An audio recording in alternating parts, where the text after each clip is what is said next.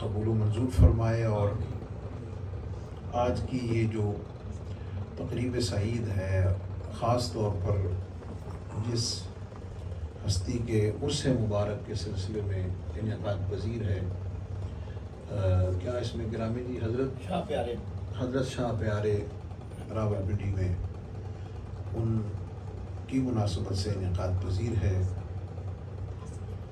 اللہ تعالی ہم سب کی حاضری کو قبول فرمائے۔ اولیاء اعظام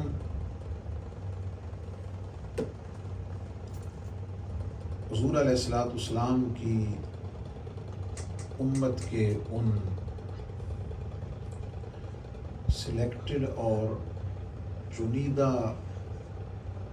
محبوبان بارگاہ خدا اور خصوصی طور پر فیض یافتگان بارگاہ مصطفیٰ ہیں۔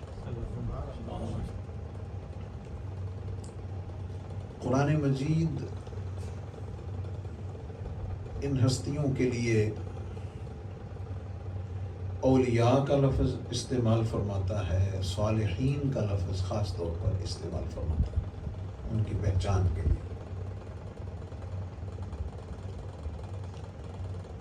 دین اسلام میں دین کی مناسبت سے ایک خاص ٹائٹل پانے والے جو افراد ہیں ان کے القابات قرآن مجید میں مختلف ہیں، جنہیں اللہ رب العزت نے مختلف مقامات پر خود ذکر فرمایا ہے۔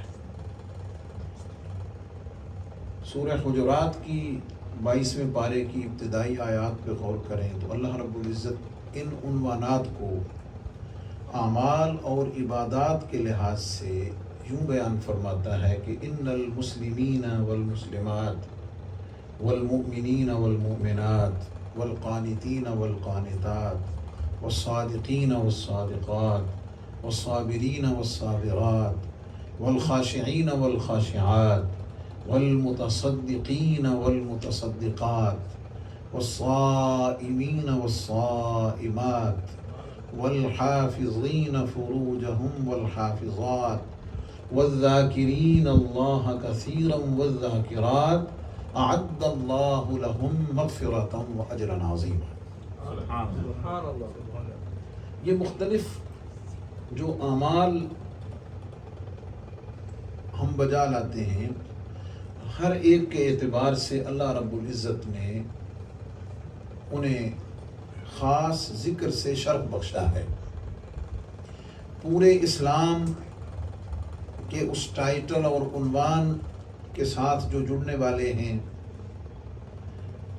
انہیں اس نعمت اسلام کی وجہ سے مسلمین کا ٹائٹل دیا ہے، اور کرم یہ فرمایا ہے، یہ بہنیں بیٹیاں بھی تشریف فرما ہیں کہ اگرچہ قرآن مجید میں جہاں کہیں مومن مردوں کے لیے کسی حکم کا یا کسی فضیلت کا ذکر ہو تو عورتیں اس میں طبعاً شامل ہوتی ہیں، جس کے لیے ہم ایک خاص ٹرم تغلیب استعمال کرتے ہیں کہ وہ اس میں شامل ہوتی ہیں۔ اور اگر کوئی حکم خاص مستورات کے لیے ہے تو اللہ رب العزت ان کے لیے الگ ذکر فرماتا ہے۔ جیسے پردے کا حکم ہوا تو قرآن مجید میں اللہ رب العزت نے ان کے لیے الگ صیغے، یا ایھا النبی قل لازواجک وبناتک ونساء المؤمنین یدنین علیہن من جلابیبہن الی آخر الآیہ، تو وہ الگ احکام عورتوں کے لیے الگ ذکر کیے، لیکن جہاں اکٹھا ذکر ہوا تو مردوں کے لیے مذکر کے صیغے استعمال فرمائے، لیکن عورتیں اس میں طبعاً تغلیباً شامل ہیں۔ جیسے ربنا اغفر لی ولوالدی وللمؤمنین یوم یقوم الحساب، ہم ہر نماز میں یہ دعا کرتے ہیں کہ مولا کریم میرے گناہوں کو بخش دے، میرے ماں باپ کی بخشش کر دے۔ وللمؤمنین تو لفظ کے اعتبار سے تو یہ مردوں کے لیے ہے کہ مولا کریم مومن مردوں کو بخش دے، لیکن مفسرین کا اس پر اتفاق ہے کہ یہاں عورتیں شامل ہیں کہ مومن مردوں کو بھی بخش دے اور مومن عورتوں کو بھی بخش دے. تو یہ جو مقام میں نے سورہ حجرات کا لے کر میں آگے چل رہا ہوں، اس میں اللہ رب العزت نے مومنات اور حضور علیہ السلام کی امت کی جو خواتین ہیں ان کو الگ سے ذکر کر کے اعزاز بخشا ہے، تاکہ انہیں تسلی اور ڈھارس رہے کہ اللہ رب العزت کے ہاں اسلام کی وجہ سے، ایمان کی وجہ سے، اعمال صالحہ کی وجہ سے رب کائنات کی بارگاہ میں جو درجہ اور مقام مردوں کو حاصل ہے، اے عورتوں بیٹیوں وہی مقام اور وہی درجات تمہیں بھی حاصل ہے. یہ ایک اسلام کا اعزاز ہے جو اس نے عطا کیا ہے مستورات اور عورتوں کے لیے. تو ان المسلمین والمسلمات، یہ اسلام کی بنیاد پر ایک پہچان اور ٹائٹل اور عنوان دیا ہے. ایمان کی بنیاد پر مؤمنین والمؤمنات، اگرچہ یہ دونوں ایک دوسرے کو مستلزم ہیں، لازم ہیں، لیکن تقاضے دونوں کے الگ الگ ہیں اور دونوں کے نتیجے میں انسان کا اللہ کے ہاں قرب الگ الگ ہے. میرا یہ موضوع نہیں، میں صرف اس پر جو سمجھانا چاہ رہا ہوں اس پہ توجہ رکھیں کہ اللہ نے ہر عمل اور ہر نیکی کے اعتبار سے مومنین مومنات کے ٹائٹلز اور عنوانات الگ رکھے ہیں. اسلام کی بنیاد پر فرمایا مسلمین والمسلمات، ایمان کی بنیاد پر فرمایا مومنین والمومنات.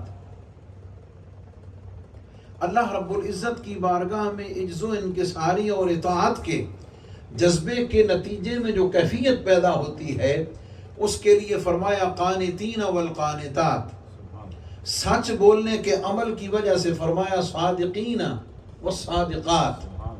اللہ کی بارگاہ میں اللہ کے راستے میں مال خرچ کرنے کی اس صفت اور عمل کی وجہ سے متصدقین والمتصدقات، روزہ رکھنے والی اس خاص عبادت کی نسبت سے صائمین والصائمات، اپنی شرمگاہوں کی حفاظت کرنے کی وجہ سے، پاک دامن رہنے اور ہونے کی وجہ سے فرمایا والحافظین فروجہم والحافظات. رات کی تنہائیوں میں جب لوگ سو رہے ہوں، اللہ کی بارگاہ میں اس کے ذکر کی مالا جپ کر اپنے آپ کو اللہ کے ذکر کے لیے وقف کرنے کی بنیاد پر فرمایا والذاکرین والذاکرات. یہ ساری شانیں ذکر کر کے فرمایا کہ اعد اللہ لہم مغفرۃ واجرا عظیما. ان میں سے جو عمل کرنے والا ہے، جو عمل بجا لانے والا ہے، اللہ نے اس کے لیے بخشش کا بھی وعدہ کیا ہے اور اجر عظیم کا بھی وعدہ کیا. میں نے ابھی بات شروع یہ کی ہے کہ اللہ رب العزت نے ایمان والوں کو ان کے اعمال کی وجہ سے مختلف ناموں سے ان کی پہچان کرائی ہے اور ان کا ذکر قرآن میں اس عمل کی بنیاد پر رکھ کر انہیں عزت اور اکرام سے نوازا ہے. اب اس سے اوپر آ جائیے، یہ پہلا لیول ہے. اس سے اگر آ جائیں تو ان میں سے پھر ان اعمال کی بنیاد پر، ایمان کی بنیاد پر، اسلام کی بنیاد پر، روزوں کی بنیاد پر، اللہ کے راستے میں مال خرچ کرنے کی بنیاد پر، کثرت کے ساتھ ذکر خدا، سچ بولنے کی کثرت کے ساتھ، اللہ کے راستے میں مال خرچ کرنے کی کثرت کے ساتھ، ان میں سے پھر اللہ رب العزت فرماتا ہے کہ ہم کچھ خاص لوگوں کو پھر اوپر چن لیتے ہیں. اب وہ ترتیب کیسے چل رہی ہے، میں اوپر سے نہیں اس طرف سے لے کے جا رہا ہوں کہ یہ سارے اعمال منتج ہوتے ہیں ایمان اور اسلام پر. ٹائٹل بنتا ہے مومنین اور مسلمین کا. اب ان میں سے اللہ فرماتا ہے کہ میں چن لیتا ہوں کن کو، کہ جن کو میں انعام کرنے کے لیے خاص کر لیتا ہوں. سبحان اللہ. جو میرے انعام یافتہ لوگ ہیں، ان سارے اس نچلے لیول پر، جسے آپ کہہ لیں کہ را مٹیریل لیول ہے، کہیں کمی ہے، کہیں زیادتی ہے، کہیں ایک عمل ہے، کہیں پورا ہے، کہیں زیادہ ہے، کہیں کسی طرف کثرت ہے، کسی طرف قلت ہے، ان ساری چیزوں کی بنیاد پر اب ان میں سے میں کچھ لوگوں کو چنتا ہوں، سلیکٹ کرتا ہوں، ان کے لیے ٹائٹل الگ رکھا ہے۔ فرماتا ہے جس کو ایمان ملا اس پر بھی انعام ہے، جس کو اسلام ملا اس پر بھی انعام ہے، جسے سچ بولنے کی توفیق ملی اس پر بھی میرا انعام ہے، جسے صدقہ کرنے کی توفیق ملی اس پر بھی میرا انعام ہے، جسے میرا ذکر کثرت سے کرنے کی توفیق ملی اس پر بھی میرا انعام ہے۔ لیکن یہ عمومی انعام ہے، کچھ خاص انعام یافتہ لوگ ہیں جو میں نے ان میں سے چنے ہوئے ہیں۔ مولا وہ کون سے ہیں؟ فرمایا آؤ دوسرا مقام سورۃ النساء کا پڑھ کے دیکھو، وَمَن يُطِعِ اللَّهَ وَالرَّسُولَ فَأُولَٰئِكَ مَعَ الَّذِينَ أَنْعَمَ اللَّهُ عَلَيْهِمْ مِنَ النَّبِيِّينَ وَالصِّدِّيقِينَ وَالشُّهَدَاءِ وَالصَّالِحِينَ۔ سبحان اللہ، سبحان اللہ۔ ان میں سے میں ان چار طبقات کو پھر چنتا ہوں۔ میں اس نچلے لیول سے اوپر کی طرف آ رہا ہوں۔ ان میں سے میں پھر چار طرح کے لوگوں کو پھر چنتا ہوں۔ ان چنے ہوئے لوگوں میں نیچے سے اوپر آتے ہوئے پہلا درجہ صالحین کا ہے، نچلی طرف سے۔ انہی کا دوسرا نام اولیاء ہے۔ آپ اگر کسی پرسنالٹی کو انٹروڈیوس کروانا چاہیں تو ایک اس کا ڈیٹیل تعارف ہوگا پورا، کہ اس نے ایجوکیشن کہاں حاصل کی، خدمات کہاں سر انجام دی، اس نے ریسرچ کیسی کی، اس نے آگے پھر صرف کیسے کیا، اس نے خدمات کیسے سر انجام دی، اس کی پوری شخصیت کا ایک اجمالی خاکہ وہ آپ سامنے رکھتے ہیں۔ لیکن اس کے ساتھ ایک ایسا ٹائٹل اس کی زندگی میں اس کے لیے چن لیا جاتا ہے کہ آپ اگر اس ٹائٹل کو ایک لفظ میں کہہ دیں تو آپ کے ذہن میں وہ پوری شخصیت آ جاتی ہے۔ میں چونکہ جس طرح کی روحانی محفل ہے اسی طرح کے لوگوں کو ہی بات کرتا ہوں۔ اب سنیے، آپ اگر امت مسلمہ میں پوری دنیا میں کہیں جا کر غریب نواز کا لفظ کہیں، آپ صرف ایک لفظ کہہ دیں غریب نواز، لاکھوں غریب نواز ہوں گے، پائے جاتے ہیں، لیکن جب آپ اس نام اور یہ ٹائٹل آپ اپنی زبان پہ لاتے ہیں، جو مسلمان ہے غریب نواز کو غریب نواز مانے یا نہ مانے یہ الگ بات ہے، جانتا ضرور ہے۔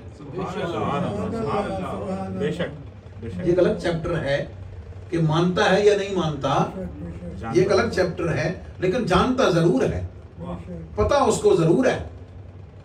اس کے سامنے بھی جب آپ غریب نواز کہیں گے تو اس ایک لفظ سے جس شخصیت کا خاکہ ذہن میں ابھرے گا اور جس پرسنالٹی کا ایک پورا آپ کا ذہن فوراً جس ہستی کی طرف جائے گا، دنیا اسے خواجہ معین الدین چشتی اجمیری کے نام سے یاد کرے۔ آپ جب کہیں غوث العظم، آپ جب یہ ایک صرف اتنا کہہ دیں غوث العظم، کوئی انہیں غوث العظم کے طور پر مانے یا نہ مانے، جو ماننے والے ہیں ان کی تو بات ہی اور ہے، جو مانتا نہیں ہے اس کے سامنے بھی غوث العظم کہہ دیجئے، اس کے ذہن میں بھی خیال ضرور آئے گا کہ یہ بات شیخ عبد القادر جیلانی کی کرنے لگا رضی اللہ عنہ۔ بالکل اسی طرح آپ داتا علی حجویری کہہ دیجئے، داتا علی حجویری کہہ دیجئے، مانے یا نہ مانے اس کی بات الگ ہے، لیکن جب آپ یہ لفظ کہیں گے اس کو فوراً دماغ میں یہ بات آ جائے گی کہ اب جو بات ہونے لگی ہے وہ اس ہستی کی ہے کہ جو لاہور میں ہے اور جو پوری دنیا میں اس لقب اور ٹائٹل کے ساتھ جانی اور پہچانی جاتی ہے. آپ بابا فرید کہہ دیجئے، محبوب الہی کہہ لیجئے، اعلیٰ حضرت کہہ لیجئے، غزالی زمان کہہ لیجئے، محدث کبیر کہہ دیجئے. یہ سارے میں ایگزامپلز دے رہا ہوں. یہ کیا ہے؟ یہ کیا ہے؟ یہ ان خاص لوگوں پر جن کے میں نے حوالے دیے ہیں. اللہ رب العزت جب ان پر انعام فرما کر اپنا خاص قرب عطا کر دیتا ہے تو جہاں اور کئی انعامات انہیں ملتے ہیں، ان میں سے ایک ایسا خاص لقب ادا ہو جاتا ہے کہ امت مسلمہ کے افراد جب وہ ایک لفظ بولتے ہیں وہ پوری شخصیت ان کی نگاہوں کے سامنے آ جاتی ہے. یہ بھی انعام ہے، یہ بھی ایک انعام ہے. تو اللہ کریم نے ان چنے ہوئے لوگوں میں، انعام یافتہ لوگوں میں صالحین اور اولیاء کا ذکر کیا ہے. اور پھر سنیے، ہم جس زمانے میں جی رہے ہیں نا، گزر رہے ہیں، کیونکہ فتنوں کا دور ہے، آزمائشوں کا دور ہے، اور میں چونکہ میرا ایم فل کشف المعجوب اور رسالہ قشیریہ پر ہے الحمدللہ، تو مجھے اس حوالے سے بہت ساری چیزوں کا بڑی گہرائی سے مجھے ان کے توجہ روحانی سے مجھے دیکھنے اور سننے کا مجھے موقع اور پڑھنے کا مجھے ملا ہے.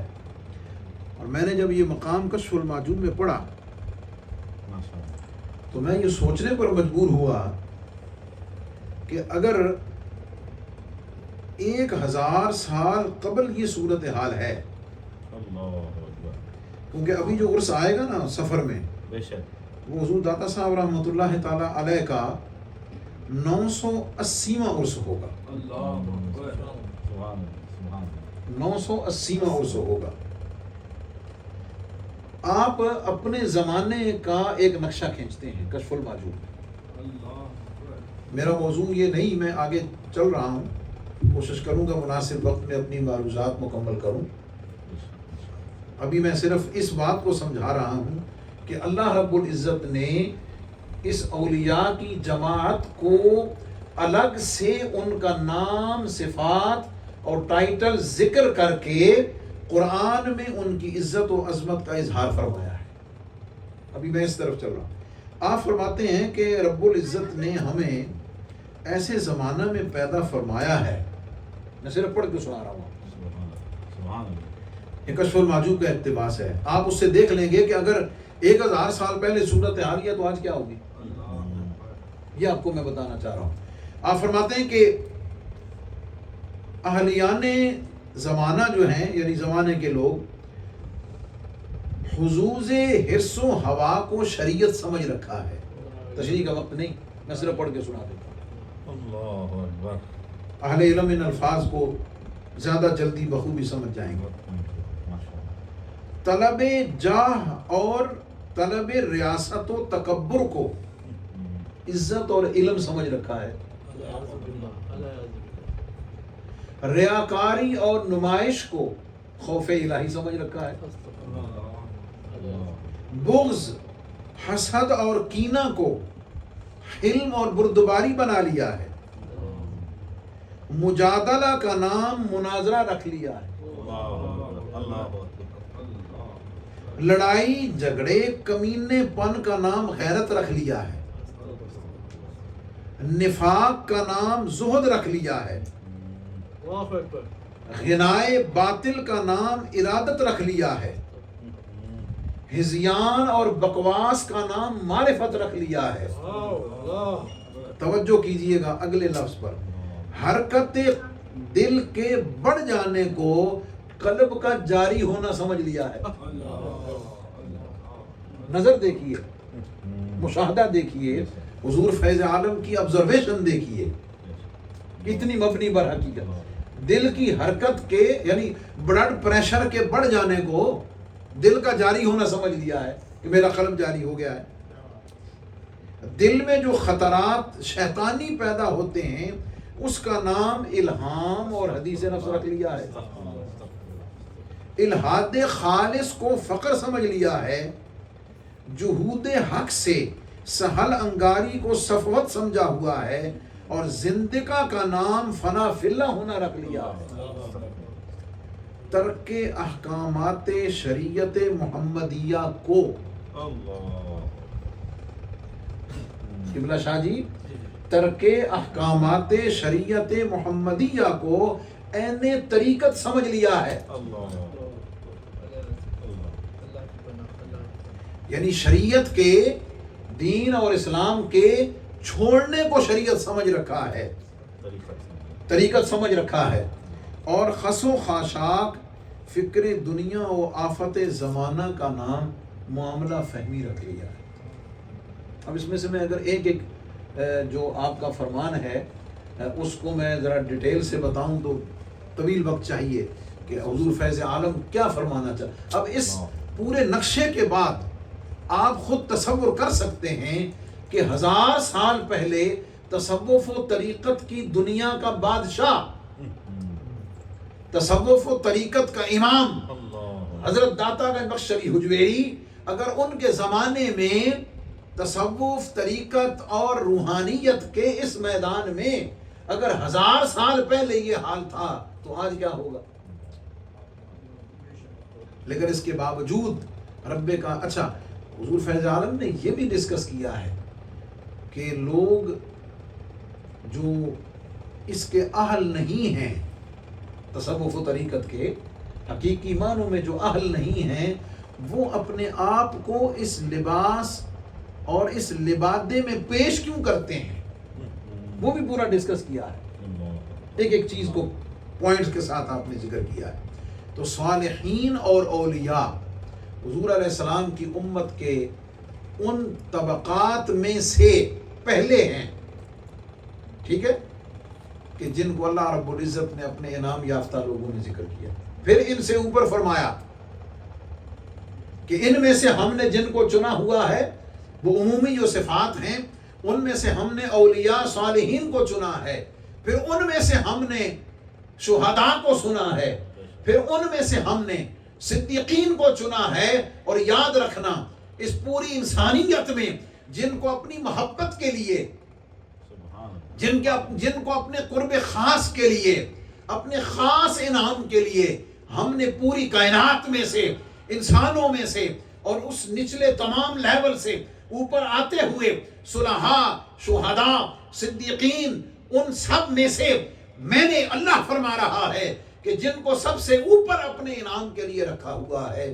وہ میرے انبیاء ہیں۔ سبحان اللہ، بے شک۔ اب نبوت ایک عمومی وصف ہے جو اللہ رب العزت کی طرف سے عطا کردہ ہے، جو سلسلہ حضرت آدم علیہ السلام سے شروع ہوا اور جناب محمد مصطفیٰ صلی اللہ علیہ وسلم پر ختم اور مکمل ہوا۔ اب اس پر غور ڈالیے، اللہ رب العزت نے احادیث اس پر شاہد ہیں، قرآن کی آیات اس پر شاہد ہیں، وہ یہ ہیں کہ بندو یاد رکھنا، میں نے عمومی انعامات کی وجہ سے ان سارے لوگوں کو چننے کے بعد ان میں سے میں نے صالحین اولیاء کو چنا ہے، ان میں سے پھر میں نے انتخاب شہداء کا کیا ہے، پھر میں نے انتخاب صدیقین کا کیا ہے، پھر ان کے بعد میں نے انتخاب انبیاء کا کیا ہے، انبیاء میں سے پھر رسولوں کا کیا ہے، رسولوں میں سے پھر اولو العزم 4 رسولوں کا کیا ہے۔ اور یاد رکھنا اس پوری کائنات میں عام مومنین، مسلمین کی صفوں میں اولیاء، شہداء، صدیقین، انبیاء، اولو العزم رسول، ان میں سے اپنی کائنات میں اپنی خاص محبت کے لیے، اپنی خاص معرفت کے لیے، اپنے خاص انعامات کے لیے میں نے جس ایک ہستی کو چنا ہوا ہے میں اسے محمد مصطفیٰ کہتا ہوں۔ نعرہ تکبیر، نعرہ رسالت۔ اب یہ تو چنیدہ لوگ ہو گئے، اب اس کو 2 حصوں میں تقسیم قرآن کر رہا ہے،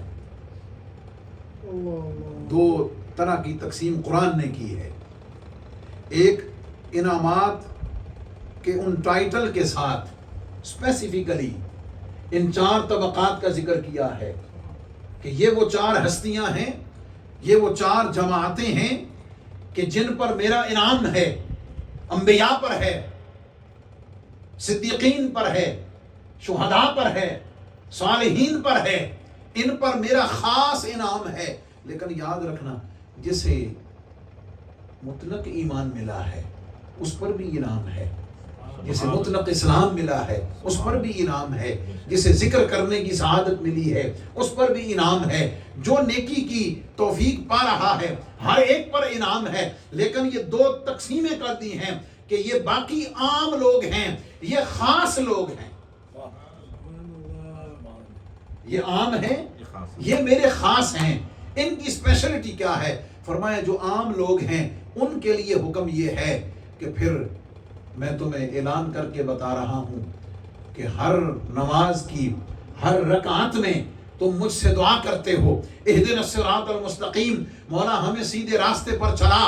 اور سنو میں تمہیں ساتھ ہی بتا رہا ہوں کہ تم سیدھے راستے کا انتخاب اپنے علم و عقل سے نہیں کر سکتے، تمہاری عقل خطا کھا سکتی ہے، تمہارا علم کمزور اور خطا کھا سکتا ہے۔ اور میں تمہیں بتاتا ہوں کہ سیدھا راستہ کن کا ہے، کون سا ہے۔ فرمایا صراط الذین انعمت علیہم، کہ راستہ ان لوگوں کا، اللہ فرماتا ہے دعا کر رہے ہیں ہم کہ جن پر مولا تو نے انعام فرمایا۔ کیا مطلب؟ جو انعام یافتہ لوگوں کا راستہ ہے وہ سیدھا راستہ ہے۔ جو راستہ انعام یافتہ لوگوں کا راستہ ہے، قرآن فرما رہا ہے کہ وہ سیدھا راستہ ہے۔ اب آگے سمجھیے، ہر عام انسان اپنے علم اور عقل سے سمجھ سکتا ہے کہ ہمارے علم کے مطابق تو جس کو گاڑیاں بہت اچھی ملی ہوں بڑا انعام ہے، جو انڈیا پاکستان سے ہجرت کر کے امریکہ یورپ میں سیٹل ہو جائے اور مادی اعتبار سے اس ٹائٹل میں چلا جائے، نیشنلٹیاں وہاں کی لے لے، تو بڑا انعام ہم سمجھیں گے اس کے اوپر۔ حسن و جمال کے اعتبار سے، مال و دولت کے اعتبار سے، اولاد کی کثرت کے لحاظ سے، کاروبار کی ذاتی کے اعتبار سے، کسی پروٹوکول دنیاوی اعتبار سے، بلکہ دینی اعتبار سے، کچھ بھی لے لیجئے، ہم ہر ایک کو اپنے علم اور اپنے عقل کے مطابق سمجھ سکتے ہیں کہ یہ انعام یافتہ ہے۔ اللہ رب العزت نے فرمایا نہیں، آؤ میں تمہیں بتاتا ہوں۔ تمہارے علم و عقل کے پیمانے خطا کھا سکتے ہیں، آؤ میں تمہیں بتاتا ہوں کہ میرے ہاں میری طرف سے ایوارڈ یافتہ، ایتھینٹسٹی، پوری تصدیق کے ساتھ انعام یافتہ لوگ کون ہیں؟ اللہ فرماتا ہے یہ 4 لوگ ہیں جن پر میرا انعام ہے، 4 جماعتیں ہیں۔ کون سی؟ اللہ کریم فرمایا انعم اللہ علیہم من النبیین والصدیقین والشہداء والصالحین۔ یہ 4 طبقات ہیں امت کے۔ اللہ فرماتا ہے کہ ان پر میرا انعام ہے۔ اب میں تھوڑا سا سمیٹنے لگا ہوں اس پورے پھیلاؤ کے بعد بات کو۔ ایک تو یہ فرمایا کہ جو عام لوگ ہیں ان کے لیے سبق اور ہدایت اور گائیڈ لائن یہ ہے کہ وہ ان انعام یافتہ لوگوں کے پیچھے چلیں، ان انعام یافتہ لوگوں کے پیچھے چلیں۔ یہ تصور تو پھر پہلے قدم پہ ہی ختم ہو گیا کہ برابری نہیں کرنی۔ نعرہ تکبیر، نعرہ رسالت، نعرہ حیدری، نعرہ غوث۔ دعا یہ کر رہے ہیں کہ مولا ہمیں ان کے نقش قدم پر چلا تو کوئی ہوگا جو آگے ہوگا، کوئی ہوگا جو آگے ہوگا، جو آگے جا رہا ہوگا اور منزل کا تعین کر رہا ہوگا۔ پچھلے کے لیے حکم یہ ہے کہ بس تیرا کام اتنا ہے، آنکھیں نیچی کر کے چپ کر کے ان کے قدموں کے نشان پہ پاؤں رکھتا چلا جائے۔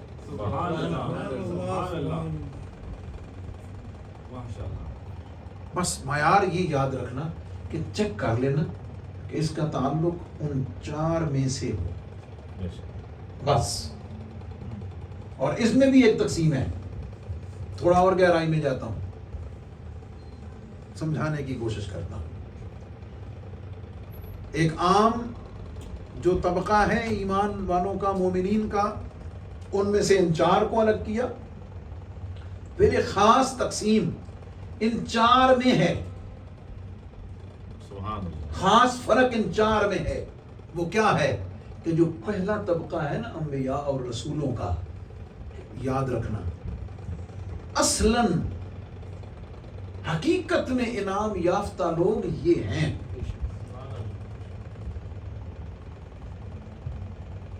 اوریجنلی جن پر میرا انعام ہے وہ یہ انبیاء اور رسول ہیں. اب ان کی پیروی کرنے میں، ان کے پیچھے چلنے میں، ان پر ایمان لانے میں، ان کی اتباع کرنے میں، ان کے اتباع میں درجہ فنائیت کو پانے میں، اب جو آگے بڑھتا چلا گیا، فرمایا ان کے پیچھے چلنے والوں میں پھر سب سے اوپر صدیقین ہیں، پھر اس کے بعد شہداء ہیں، پھر صالحین ہیں. آپ اس کو یوں سمجھ لیجئے کہ شہادت بڑی شان والی بات ہے، صداقت بڑی شان والی بات ہے، ولایت بڑی شان والی بات ہے، بڑی عظمت والی بات ہے. صدیق ہونا، اس صف میں آ جانا، اولیاء کی صف میں آ جانا، شہداء کی صف میں آ جانا، یہ بڑی شان کی بات ہے. لیکن یاد رکھنا، جب تک نبی پر ایمان نہیں ہوگا، جب تک رسول کی رسالت پر ایمان نہیں ہوگا، صدیق نہیں بنے گا، شہید نہیں بنے گا، ولی نہیں بنے گا. یہ بنیادی فرق ہے کہ یہ تینوں طبقات، ان کو یہ ٹائٹلز تو فعلی طور پر ملے ہوئے ہیں.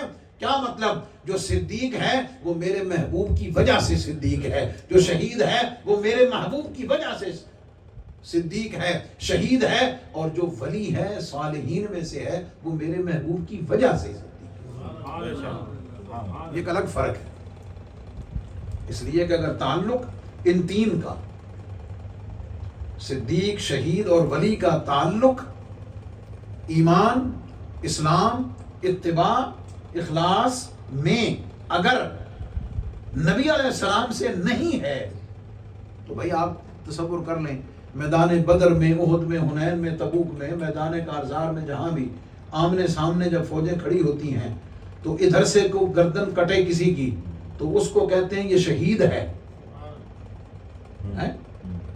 کہ اس کا مرتبہ شہادت کا ہے. دوسری طرف جو کفر کی صف میں کھڑا ہوا ہے اس کی گردن اتر جائے تو وہ مردود ہے. گردن دونوں کی کٹی ہے، جان دونوں کی گئی ہے. ایک شہید ہے اور درجہ یہ ہے کہ حکم ہوتا ہے کہ یہ اس کو مردہ کہنا بھی نہیں ہے، مردہ سوچنا بھی نہیں ہے، بلکہ یہ زندہ ہے. اسے حیات ابدی، اسے حیات سرمدی کون سی چیز دے رہی ہے؟ صرف اور صرف نسبت مصطفیٰ اسے حیات، نسبت رسالت، نسبت نبوت اسے اس درجے پر فائز کر رہی ہے. تو ان تینوں کے درجات تو فعلی ہیں، بواسطہ مصطفیٰ کریم ہے صلی اللہ علیہ وسلم. تو حکم یہ ہوا پیچھے چلنا ہے،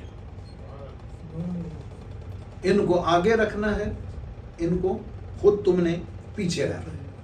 اور یہ پیچھے رہنے والی پریکٹس تو دن میں 5 دفعہ کرائی جاتی ہے.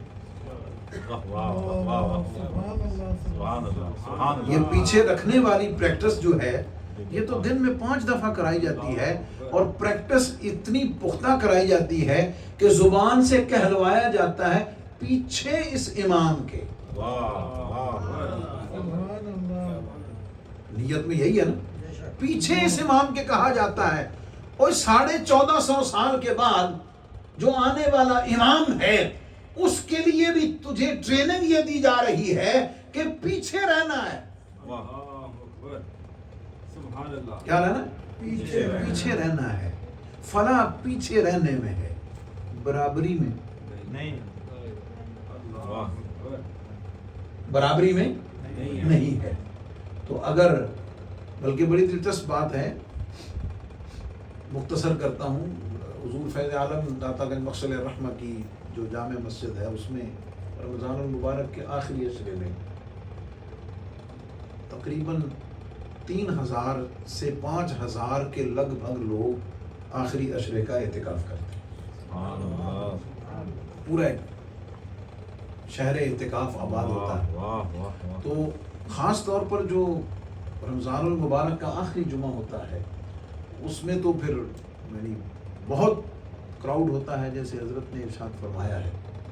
تو ہماری دربار شریف کی مسجد میں چونکہ وہ لائیو ٹرانسمیشن ہوتی ہے، ARY کی ٹی وی والے لیتے ہیں، تو ان کے کیمروں کی وجہ سے یا میڈیا کی وجہ سے ہم پہلی صف جو ہے نا وہ خالی رکھتے ہیں، ٹھیک ہے، تو ایک صف ہم آگے سے چھوڑ کر رکھتے ہیں، تو پورا سال یہی معمول رہتا ہے۔ تو کرونا سے پہلے 2017 میں مجھے مؤذن صاحب نے فون کر کے کہا کہ حضرت بہت دنیا آ گئی ہے، اور میں نے آپ کا مصلی پیچھے بچھایا ہوا تھا روٹین کے مطابق، اور لوگ آ کر دائیں بائیں بیٹھ گئے ہیں، ٹھیک ہے، مصلی امامت کے جو صف پوری خالی ہوتی ہے پورا سال، اس میں لوگ آ کر بیٹھ گئے ہیں۔ میں نے کہا جی آپ گزارش کر دیں، اعلان کر دیں، تو باقی سختی نہیں کرنی، کیونکہ وہ بارگاہ سختی کی ہے ہی، سبق سختی ہے ہی۔ سبحان اللہ، بے شک۔ میں پہنچا تو میں نے ابھی ممبر پر بیٹھنے سے پہلے ہی وہ جب میں نے غور سے دیکھا تو وہ 15-20 بندے تو میرے دیکھنے سے ہی اٹھ کے چلے گئے، ابھی اب بہتر ہے ہم خود ہی اٹھ کے چلے گئے۔ اب سمجھانا کیا تھا، میں نے کہا جی ماشاءاللہ بڑے سمجھدار ہیں، بڑے پڑھے لکھے لوگ ہیں، بڑی عقیدت اور بڑی محبت سے آئے ہیں، ابھی خطاب ہوگا، اس کے بعد آپ نے نماز بھی پڑھنی ہے، تو نماز کی نیت آتی ہے سب ہے، کامن کوسچن ہے، سب کو آتی ہے، ٹھیک ہے، میں نے ذرا اٹینٹیو کرنا تھا، سب کو آتی ہے۔ میں نے کہا بھی یہ جو میرے دائیں پہ بیٹھے ہوئے ہیں، تو نماز میں آپ نیت کیا کرتے ہیں؟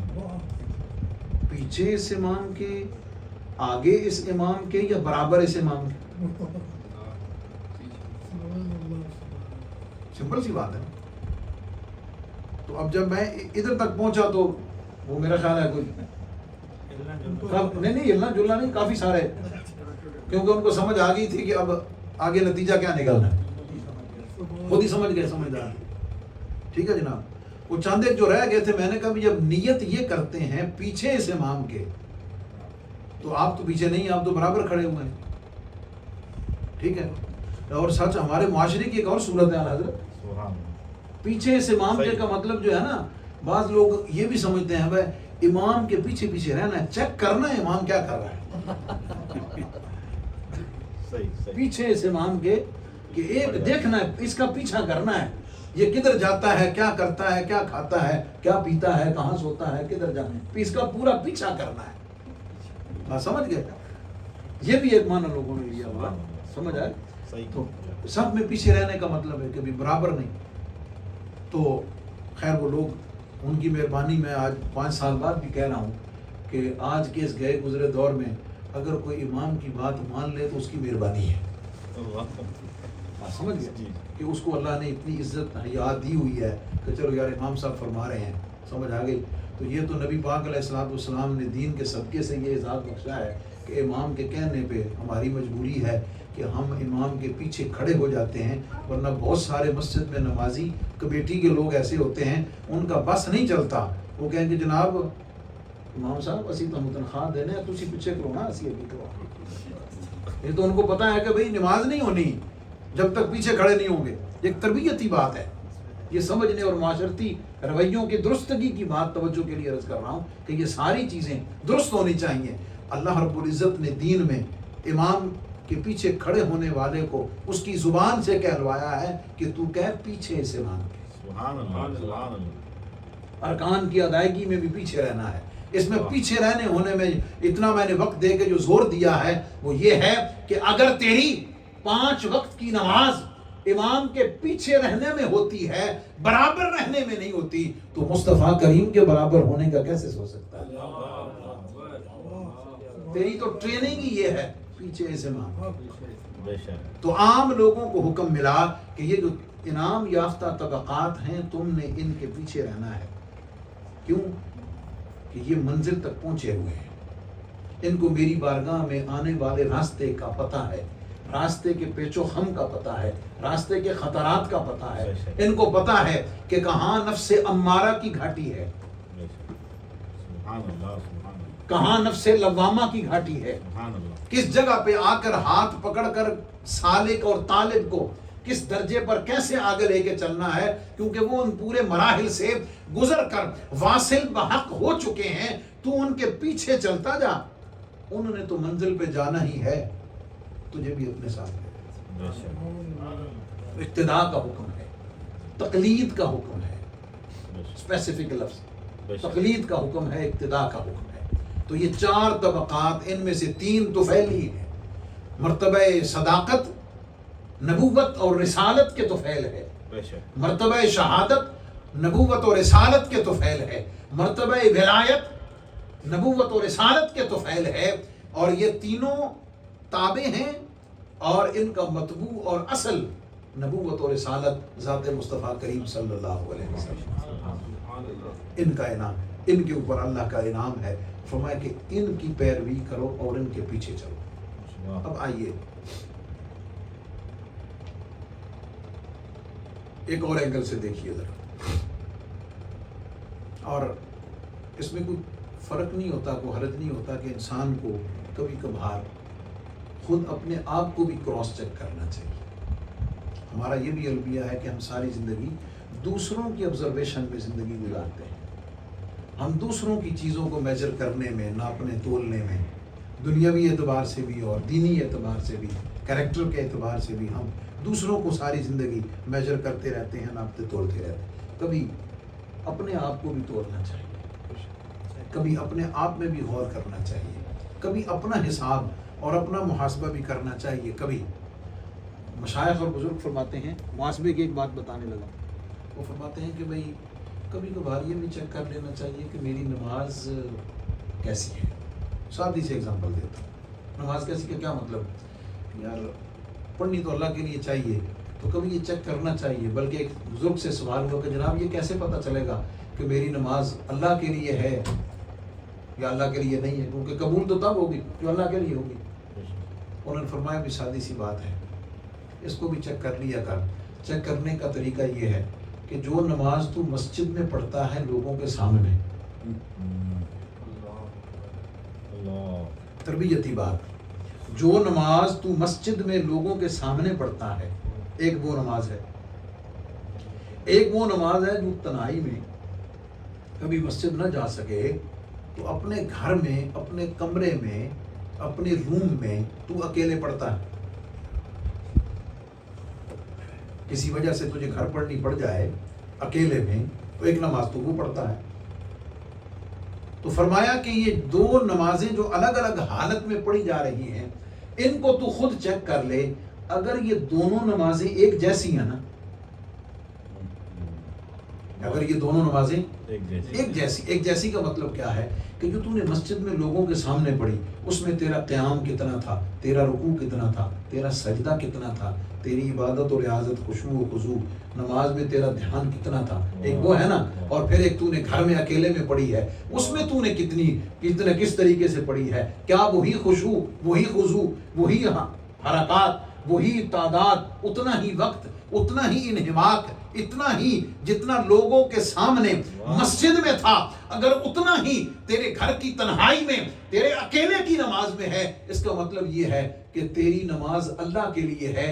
لوگوں کے ہونے یا نہ ہونے سے, لوگوں کو دیکھنے یا نہ دیکھنے سے تجھے کوئی فرق نہیں پڑتا ہے. لوگ دیکھیں یا نہ دیکھیں, تیری نماز تنہائی کی اور جلوت و خلوت کی ایک جیسی ہے. اس کا مطلب یہ ہے کہ تو ہر حال میں نماز اللہ کے لیے پڑھ رہا ہے. لیکن اگر تیری تنہائی کی نماز اور ہے, مسجد میں لوگوں کے سامنے جلوت کی نماز اور ہے, اس کا مطلب یہ ہے کہ جو وہاں ہے وہ کسی اور مقصد کے لیے ہے, جو یہاں ہے وہ کسی اور مقصد کے لیے. بے شک. نعرہ تکبیر, نعرہ رسالت, نعرہ حیدری, نعرہ غوثیہ. مفتی احمد خان صاحب نعیمی علیہ الرحمہ نے اس بات کو سمجھانے کے لیے بڑی خوبصورت بات کی, حکایت بیان فرمائی.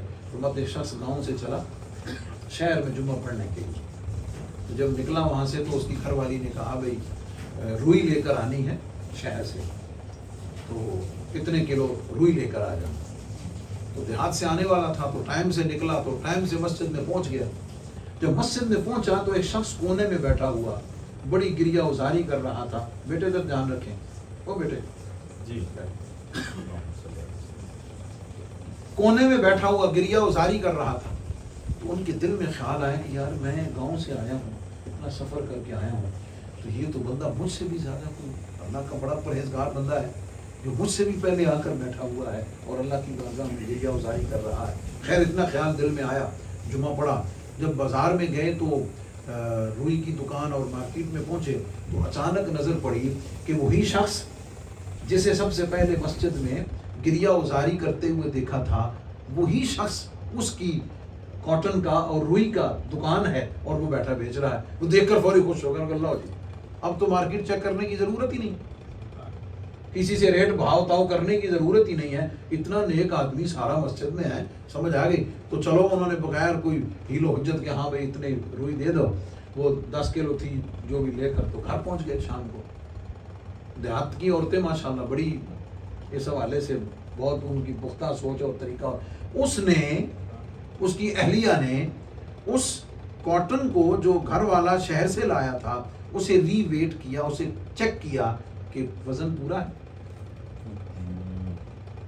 جب اس کا وزن دیکھا تو وزن آدھا کلو کم تھا. اس نے پہلے اپنے طور پہ کہا کہ شاید کوئی ترازو میں مسئلہ ہے یا باٹ میں مسئلہ ہے. اس نے پوری تسلی کی. سمجھ آ گئی. پھر اس نے گھر والے کو کہا بھی ایسا کرو یہ روئی لے جاؤ اور جا کر کسی سے تلوا کے لاؤ، چیک کرواؤ. اس نے کہا بی بی کیا ہوا؟ اس نے کہا آدھا کلو کم ہے. اس نے کہا خدا کا خوف کر، میں اگر تجھے بتاؤں کہ میں کس سے لے کر آیا ہوں، میں جب گیا تھا تو مجھ سے پہلے وہ مسجد میں اللہ اللہ کر رہا تھا، گریہ ازاری اور توبہ طائب ہو رہا تھا، میں تو اس نیک بندے سے لے کر. اس نے کہا کہ نیک تھا یا نہیں تھا یہ مجھے پتہ نہیں، یہ فیصلہ بعد میں ہوگا، پہلے چیک کروا کے لا. وہ کسی اور پڑوس سے بھی چیک کروایا تو آدھا کلو روئی کم تھی. اب کنفرم ہو گیا کہ روئی آدھا کلو کم ہے. اب اتنا سفر دوبارہ کون اٹھا کے لے جائے. اس نے کہا بھی اب تو رکھ لے آگے کوئی بات نہیں، پھر دیکھیں گے کیا. اب اگلے جمعے جب پھر پہنچا نا جناب، وہ صاحب پھر مسجد میں اسی طرح کونے میں بیٹھے ہوئے گریہ ازاری اور توبہ طائب ہو رہے تھے. وہ جب اس کے پاس پہنچے نا تو انہوں نے اس کا ہاتھ پکڑ لیا، ہاتھ پکڑ کے نا نیچے کیا، ٹھیک ہے، اس کو نارمل کر کے کہنے لگے ہاتھ جوڑ کے خدا کا واسطہ ہے، خدا کا واسطہ ہے، جیسے یہاں ہے نا ویسے ہی دکان پہ ہو جا، یا پھر جیسے دکان پہ ہے نا ویسا ہی یہاں ہو. جیسا یہاں ہے ویسا دکان پہ ہو جا، یا جیسا دکان پہ ہے ویسا یہاں ہو. یہ میں نے سمجھانے کے لیے دیا کہ نماز کیسے قبول ہوگی، یہ کیسے ہوگا. خود کو کبھی کراس چیک کرنا چاہیے نا کہ میں جو عمل کر رہا ہوں، جو بھی کر رہا ہوں، وہ اپنی ذات کے لیے ہے، وہ نمود و نمائش کے لیے ہے، وہ ریاکاری دکھلاوے کے لیے ہے، وہ دنیا کے کسی نفع کے لیے ہے، یا اللہ رب العزت کے لیے ہے. اگر اللہ رب العزت کے لیے ہوگا تو پھر سردی ہو یا گرمی ہو، خوشی ہو یا غمی ہو، ناراضگی ہو یا صلح ہو، کسی بھی حال میں ہو، پھر اس میں فرق نہیں آئے گا، اس کا سٹینڈرڈ ایک رہے گا. سبحان اللہ. یہ میں نے ایگزامپل بتائی. کراس چیک کرنے پہ یہ بات سمجھائی. کراس چیک یہ کرنا چاہیے کہ یا نبی کریم علیہ السلام میں بڑی یہ پیچیدہ سی بات ہے لیکن بڑی آسانی کے ساتھ، سہولت کے ساتھ عرض کرنے لگا ہوں اس پہلو سے. کراس چیک یہ کرنا چاہیے کہ یار اس میں کوئی شک نہیں کہ نبی کریم علیہ السلام نے فرمایا کہ بنی اسرائیل کے 72 فرقے ہوئے اور میری امت کے 73 ہو جائیں گے، سارے کے سارے جہنم میں الا واحدہ، ایک جنت میں جائے گا. حضور علیہ السلام نے اس کی نشانی بھی فرمائی، ما انا علیہ واصحابی سبحان اللہ. سبحان ہم الجماع السواد الاعظم. حضور علیہ السلام نے یہ سارے نشانیاں بھی بتائی ہیں. لیکن کو بھی چیک کر لینا چاہیے نا، کیا حرج ہے اس میں بھائی؟ ہر انسان چیک کرتا ہے، چیک کر لینا چاہیے. تو مجھے آپ کو بھی چیک کرنا چاہیے. بے شک. اب 2 چیزیں ہیں چیک کرنے میں، اور یہ ظاہر ہے یہ چیزیں لائیو جاتی ہیں اور اس ویژن کے ساتھ ہوتی ہیں کہ یار پتہ نہیں ہم نہیں بھی ہوں گے تو بعد میں شاید 50 سال بعد بھی کوئی سنے گا. کیا خیال ہے؟ تو پورے ویژن کے ساتھ بات کرنی چاہیے، جس بات کی روح میں بہ کے ایسے ہی نہیں کر دینی چاہیے. چیک کرنے والی بات ہے.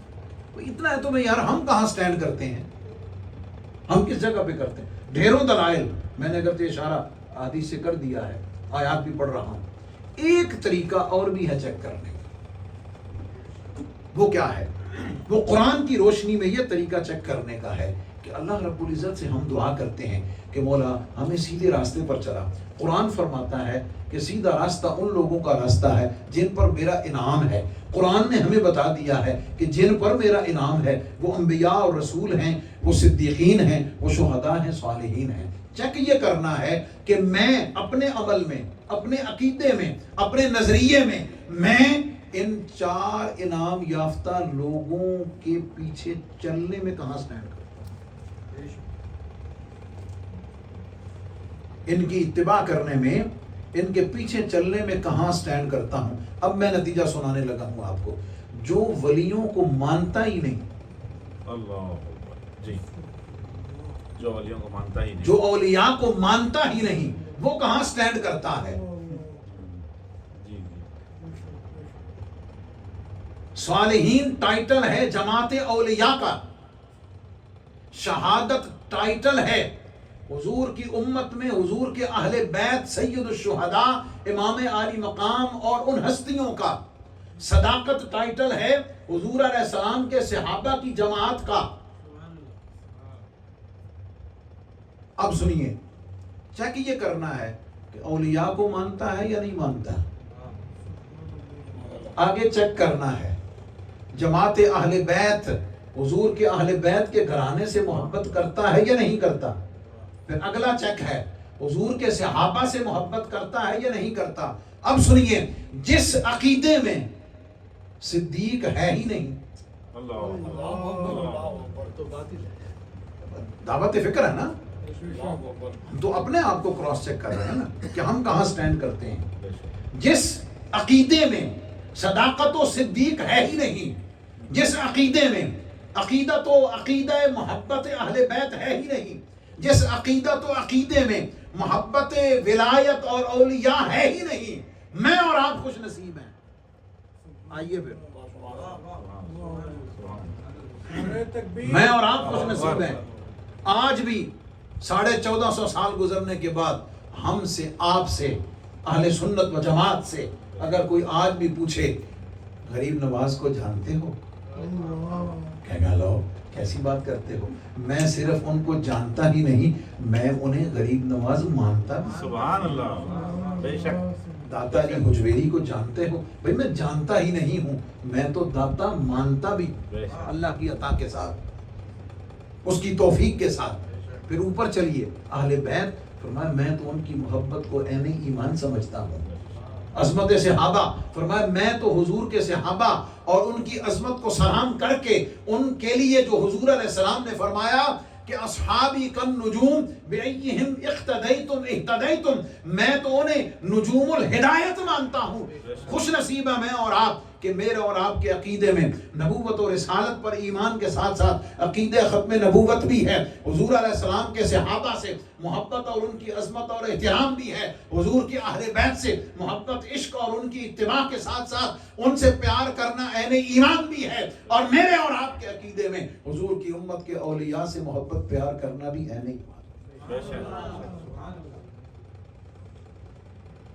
کوئی کسی جگہ سے ٹوٹا، کوئی کسی جگہ سے ٹوٹا، کوئی کہیں سے دوڑا، کوئی کار وہاں سے ٹوٹا، کوئی بدگماں حرم سے، کہیں کہیں سے. میں اور آپ خوش نصیب ہیں کہ ایمان اور انعام یافتہ لوگوں کی پہچان جو اللہ نے قرآن میں دی ہے، الحمدللہ میں اور آپ ان 4 طبقات کو صرف جانتے ہی نہیں، ہم ان کو مانتے ہیں. سبحان اللہ.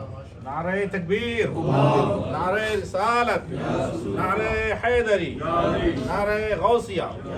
اللہ رب العزت ختم نبوت زندہ باد. اللہ رب العزت نے یہ جو مختلف نام امت میں عطا کیے ہیں، یہ جو ٹائٹلز عطا کیے ہیں، ان میں جو 4 انعام یافتہ لوگ ہیں، ان میں جو تابع ہیں، جو طفیلی ہیں، ان میں ایک پورا طبقہ اولیاء کا ہے جن سے محبت کرنا،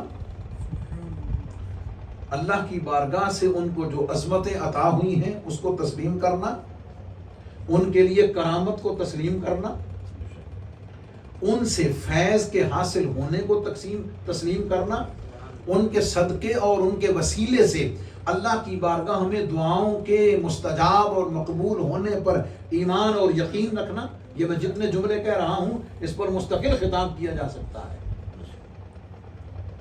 ان کو محبوبان بارگاہ تسلیم کرنا، ان سے روحانی بالغی اور روحانی ترقی اور اللہ رب العزت کی معرفت اور محبت کی تربیت اور فیض کا ان کو منبع اور ان کو مرکز سمجھنا. اور پھر ترتیب یہ ہے کہ تیرا کام ہے اولیاء سے محبت کر، ان سے تعلق رکھ، ان سے محبت تجھے شہداء تک کی محبت تک لے جائے گی، ان کی محبت تجھے صدیقین کی محبت تک لے کے جائے گی، اور یہ سارے مل کر تجھے محبت مصطفیٰ کی طرف بھی لے جائیں گے اور پھر محبت خدا کی طرف بھی. سبحان اللہ سبحان اللہ. تو میں اور آپ خوش نصیب ہیں کہ اللہ رب العزت نے آج کے اس گئے گزرے دور میں بھی، اللہ اکبر، میں نے حضرت سے عرض کیا تھا کہ میں 30-35 منٹ بات کروں گا، لیکن وہ اس کو سمجھانے میں ہی حال میں ادھر ادھر گیا تو نہیں. سیرت ابراہیمی.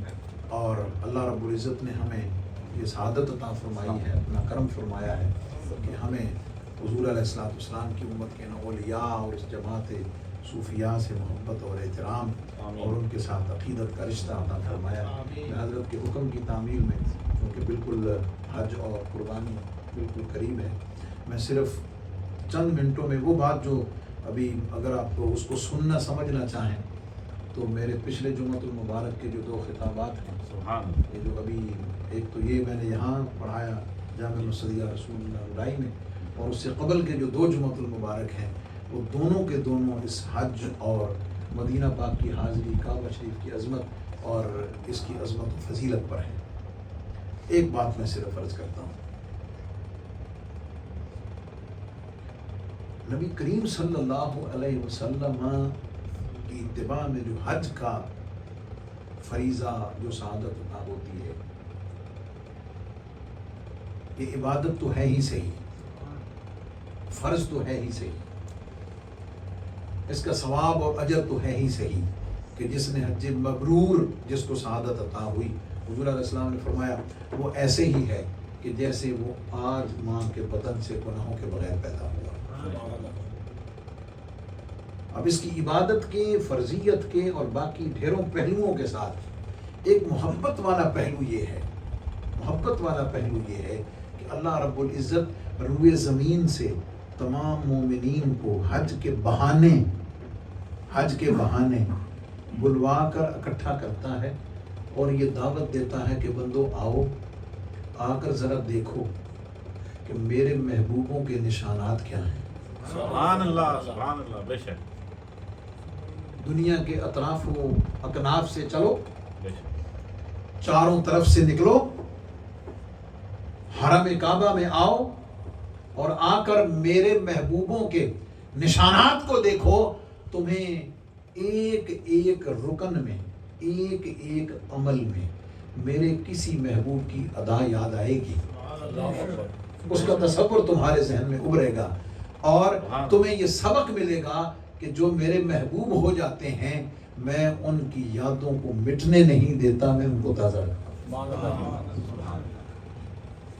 اب اس فلسفے میں آپ طواف کو لے لیجئے، حجر اسود کو چومنے کو لے لیجئے، آب زمزم کے نکلنے کی تاریخ کو پڑھ لیجئے، اس پورے کو آپ سٹڈی کر لیجئے، صفا مروہ دونوں پہاڑیوں کی عظمتوں کو دیکھ لیجئے، اس کے درمیان سعی کی سنت کو دیکھ لیجئے، پھر سعی کرتے ہوئے وہ جو میلین اخضرین ہیں، 2 سبز ستونوں کے درمیان اس تیز چلنے والی اس کیفیت کو دیکھ لیجئے، طواف کرتے ہوئے کندھا کھول کر، سینہ تان کر، ہے جی، وہ رمل اور اتباع کرتے ہوئے وہ جو کیفیت ہے، ان ساری چیزوں پہ غور کر لیجئے. وہاں سے نکل کر مینا میں جانے کو یاد کر لیجئے، وہاں سے مزدلفہ میں جا کر اللہ کی بارگاہ میں وقوف اور مناجات کو لے لیجئے. اس کے بعد پھر واپس مزدلفہ میں آ کر اللہ کی حمد اور اللہ کی تسبیح کو دیکھ لیجئے. وہاں سے نکل کر پھر قربانی کرنے کی سنت کو لے لیجئے. ہر ادا تمہارا کام اس پہ غور کرنا ہے. تم ایک ایک ادا پر غور کرتے چلے جاؤ، تمہیں کہیں میرے محبوب محمد مصطفیٰ کی یاد آئے گی، کہیں اسماعیل ذبیح اللہ کی اداؤں کی یاد آئے گی، اور کہیں ان کے جد امجد ابراہیم خلیل اللہ کی یاد آئے گی. سبحان اللہ. اور ان ساری اداؤں کو عبادت بنا دیا ہے، واہ واہ واہ واہ ان واہ، ساری اداؤں کو عبادت عبادت بنا دیا ہے۔ اور عبادت بنانے میں پہلا سبق یہ دیا ہے کہ دیکھو عقل کو ساتھ رکھو، سبحان اللہ، عقل کو ساتھ رکھو، عقل کو استعمال میں رکھو، اس کو پورا استعمال کرو، ہر چیز پہ غور و تدبر کرو، غور و فکر کرو۔ دعوت ہے افلا تفکرون، افلا تذکرون، افلا تعقلون، افلا تنظرون، افلا تدبرون، سب اللہ کے حکم ہیں۔ لیکن فرمایا جب ادھر آؤ گے نا تو پھر اس کو ذرا سائڈ پہ رکھ کے سبحان اللہ، سبحان اللہ، اس کو ذرا سائڈ سائڈ پہ رکھ کے آنا۔ اگر تم اس کو ساتھ رکھ کے سوچنے لگ جاؤ گے تو قیامت تک تمہیں سمجھ نہیں آئے گا کہ پتھروں سے بنا ہوا مکان ہے، پھیرے لگا رہے، ایک پتھر ہے کونے میں لگا ہوا، اس کو چومنے کے لیے دھکے کھا رہے ہیں، پاگل ہو رہے ہیں۔ مقام ابراہیم ہے، ایک جگہ ہے، اس کے پاس قریب ہو کر نفل پڑھنے کی جستجو کر رہے ہیں، آب زمزم کو پینے کے لیے، اس کو حاصل کرنے کے لیے، بلکہ حاصل کرنے کے لیے نہیں، اگر ہر پانی عام پانی ہے تو پھر اتنا وزن اٹھا کے گھر لاتے کیوں ہو؟ کس لیے لاتے ہو؟ پھر صفا مروہ کے درمیان صحیح کرتے ہوئے عقل کیسے کہے گی، کیسے مانے گی کہ یار یہ کیا ہے؟ ادھر تک آرام سے چل کر آئے ہیں، اب بھائی دوڑنا شروع کر دو، پھر آہستہ ہو کے پھر آگے چل پڑو۔ لاجک کیا ہے بھائی؟ سیدہ ہاجرہ نے تو یہ عمل کیا کہ لاجک تھی، وجہ تھی کہ اس جگہ پہ حضرت اسماعیل علیہ السلام، آپ چونکہ گھاٹی ذرا نیچے تھی نا تو وہ حضرت اسماعیل علیہ السلام نظروں سے اوجھل ہو جاتے تھے، اس لیے وہاں سے تیز چلی تاکہ کوئی نقصان کا خدشہ نہ ہو، اور وہاں تو کوئی وجہ تھی، ادھر سامنے اسماعیل تھے، ادھر چلنے والی ان کی والدہ سیدہ ہاجرہ تھی۔ آج ہزاروں سال کے بعد فرمایا وہاں اسماعیل تو نہیں تمہیں نظر آ رہا، یہاں کو وجہ علت تو نہیں، لیکن مجھے اپنی محبوب بندی کی ادا اتنی پسند ہے کہ اب جب آنا ہے عقل کو سائڈ پہ رکھ کے آؤ، مجھے پسند یہی ہے کہ یہاں تم بھی ذرا تیزی کے ساتھ۔ بھائی کنکریاں ماری جا رہی ہیں، یار یہ کیا چیز ہے؟ پتھر کا ستون ہے، اس کو کنکریاں مار رہے ہیں اور سمجھ یہ رہے ہیں کہ شیطان کو مار رہے ہیں۔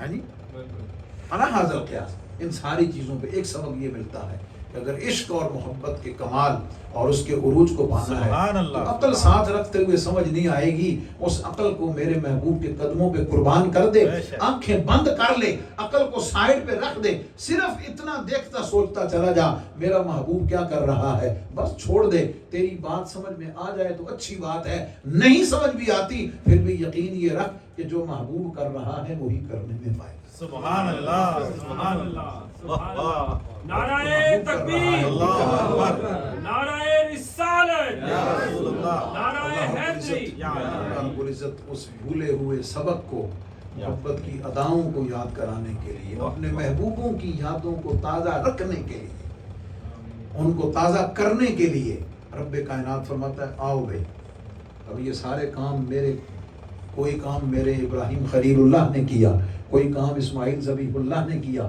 کوئی کام سیدہ ہاجرہ نے کیا ہے، اور کوئی کام نہیں بلکہ میرے محبوب نے ان ساری یادوں کو نئے سرے سے تازہ کر کے، میرے محبوب نے اس پورے عمل کو، اسے سنت ابراہیمی نہیں رہنے دیا، سنت اسماعیل ذبیح اللہ نہیں رہنے دیا، بلکہ اب ہمارے لیے اس پورے عمل کو سنت ابراہیم خلیل اللہ بھی ہے، سنت اسماعیل ذبیح اللہ بھی ہے، لیکن اس سے بڑھ کر اب ہمارے لیے سنت محمد الرسول اللہ۔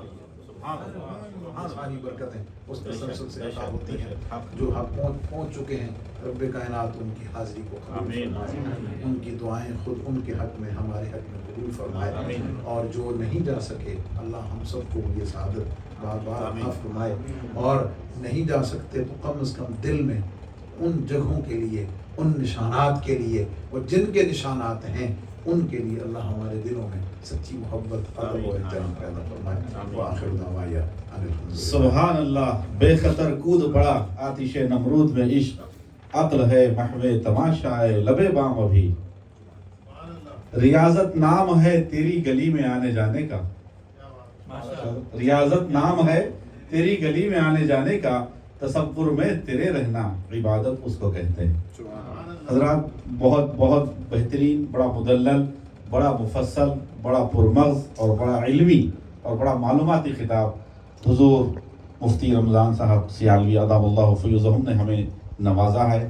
ایسے عالمانہ خطاب سے اللہ کریم حضرت کو جزائے خیر سے نوازے اور ہم سب کو اس خطاب پر عمل کی توفیق عطا فرمائے اور اسے زیادہ سے زیادہ لوگوں تک پہنچانے کی بھی اللہ تعالیٰ توفیق عطا فرمائے۔ حضرات ایک چھوٹا سا اعلان سماعت فرمائیے۔ انوار الحق انسٹیٹیوٹ کے زیر اہتمام گزشتہ سال کی طرح اس سال بھی 7001 north east prairie road, Lincolnwood, Illinois میں، یہاں سے 4 منٹ کا راستہ، الحمدللہ بڑے ہی اعلیٰ عمدہ پیمانے پر اسکولز اور کالجز کے طلباء و طالبات کے لیے 2 مہینے کا دینی گرمائی کورس، خصوصی اسپیشل سمر کورس کا آغاز کیا گیا۔ روزانہ ہفتے سے لے کر کے جمعرات تک، جملہ ہفتے میں 6 دن، اور 12 جون سے یہ شروع ہو چکا ہے اور 11 اگست تک انشاءاللہ یہ جاری رہے گا۔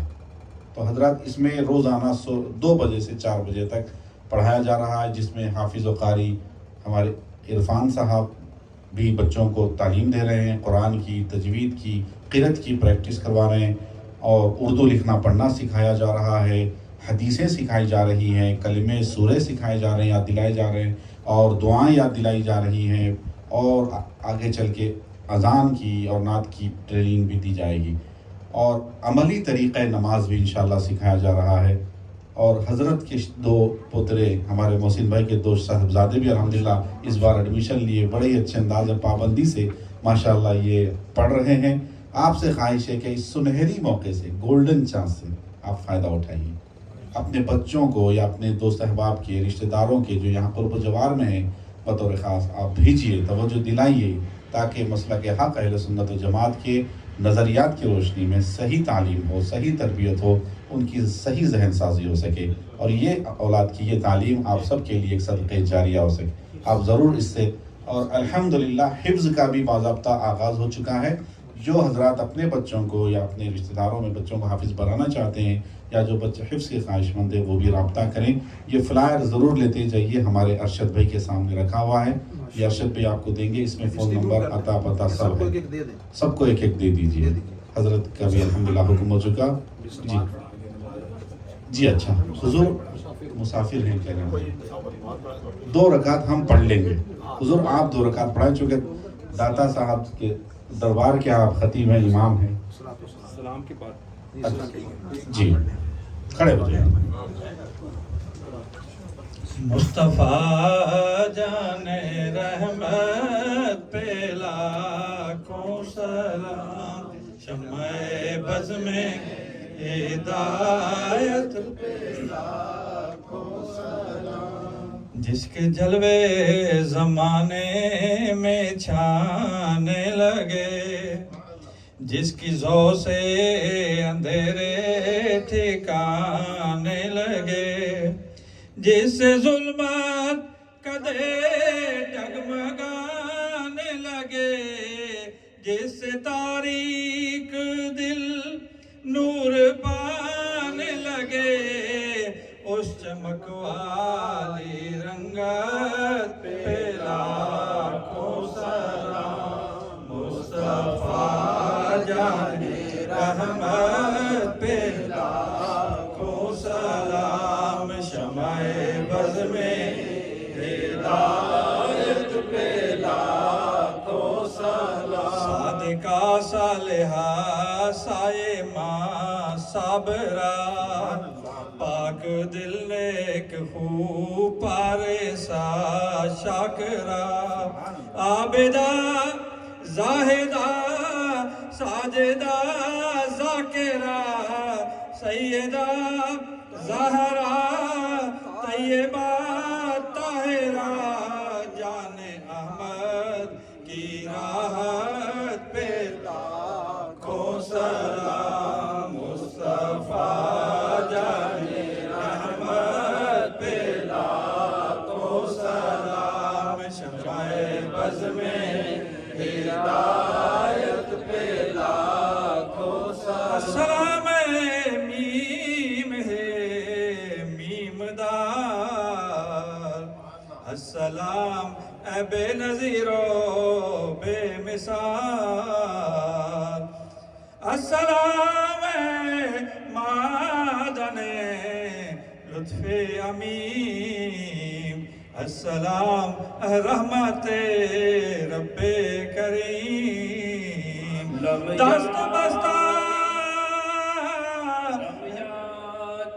نظیروں کا فی نظر لمیاتی نظیروں کا فی نظر مثل تو نہ شد پیدا جانا جگ راج کو تاج تو رے سر سو جگ راج کو تاج تو رے سر سو ہے تجھ کو شاہ دو سرا جانا یا رسول اللہ یا حبیب اللہ یا رسول اللہ یا حبیب اللہ ہے تجھ کو شاہ دو سرا جانا البحر علا والموج تگا من بے کسو طوفان ہو شروع من بے کسو طوفان ہو شروع مجدار میں ہوں بگڑی ہے ہوا مجدار میں ہوں بگڑی ہے ہوا موری نیا پار لگا جانا یا رسول اللہ یا حبیب اللہ یا رسول اللہ یا حبیب اللہ موری نیا پار لگا جانا مصطفیٰ جان رحمت پہ لاکھوں سلام مصطفیٰ جان رحمت پہ لاکھوں سلام شمع بز میں ہدایت پہ لاکھوں سلام جی سہانی گڑی چمکا طیبہ کا جام جی سہانی گڑی چمکا طیبہ کا چاند اس دل افروز رسالت پہ لاکھوں سلام مصطفیٰ جان رحمت پہ لاکھوں سلام شمع بز میں ہدایت پہ لاکھوں سلام جس طرف اٹھ گئی دم دم آ گیا جس طرف اٹھ گئی دم دم آ گیا اس نگاہ عنایت پہ لاکھوں سلام مصطفیٰ جان رحمت پہ لاکھوں سلام شمع بز میں ہدایت پہ لاکھوں سلام میرا ہی رحمت پہ دعویٰ نہیں ایک میرا ہی رحمت پہ دعویٰ نہیں ایک میرا ہی رحمت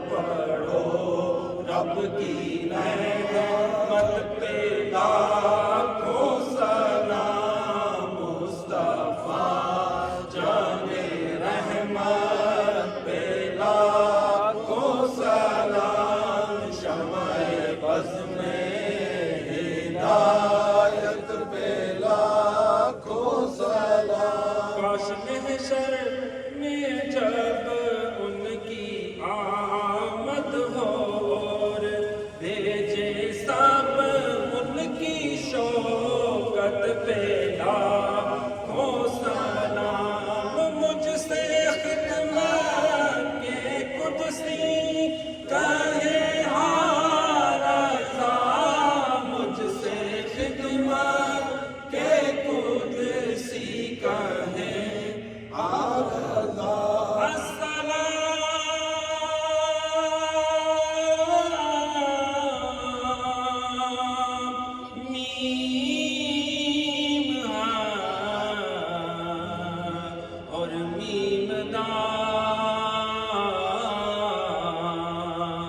السلام بے نظیر و بے مثال تو سخی تیرا سخی دربار ہے وہ کرم کی ایک نظر تو بیڑا پار ہے دست بستہ ہے کھڑے حاضر غلام اور پیش کرتے ہیں غلامانہ سلام الصلاۃ والسلام علیکہ یا رسول اللہ الصلاۃ والسلام علیکہ یا حبیب اللہ اللہ اللہ اللہ اللہ اللہ اللہ اللہ اللہ اللہ اللہ اللہ